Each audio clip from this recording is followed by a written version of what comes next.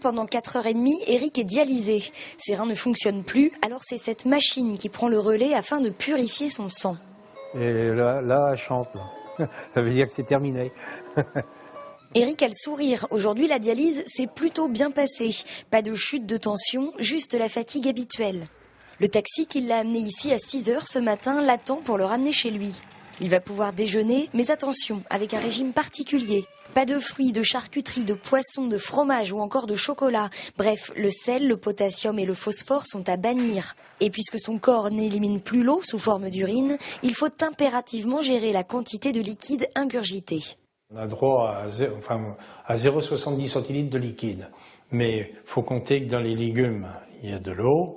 Il y a de l'eau un petit peu dans tout. Quand on a tout déduit, en mangeant, on a environ un droit 10 à 15 centilitres d'eau. Ça fait à peu près la moitié du verre. Avant de s'habituer, c'est pas facile. Hein. Surtout quand on a été un bon mangeur, puis d'un coup, il faut tout couper. Hein.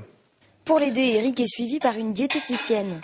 Mais ce qui est finalement le plus dur à supporter pour lui, c'est l'incompréhension des gens face à cette maladie invisible.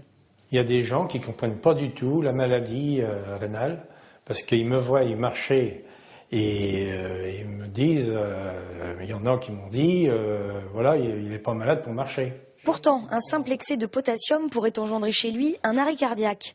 Alors en attendant une hypothétique greffe de rein, Eric continuera d'aller en dialyse tous les 2 jours pour combattre sa maladie silencieuse.